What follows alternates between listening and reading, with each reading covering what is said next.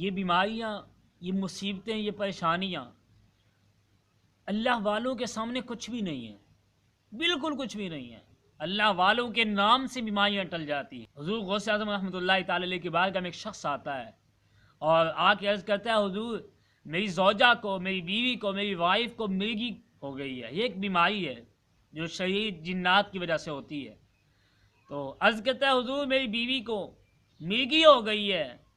تو آپ نے فرمایا، جا اس کے کان میں کہہ دے کہ غوث اعظم فرماتے ہیں یہاں سے دفع ہو جا۔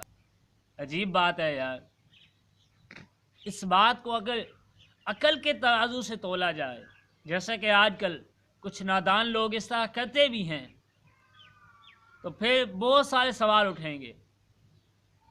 پہلا سوال تو اس بندے پہ اٹھے گا جس نے آ کے حضور غوث اعظم سے پوچھا تھا، بھائی مرگی ہو گئی ہے تو ڈاکٹر کے پاس لے جاؤ۔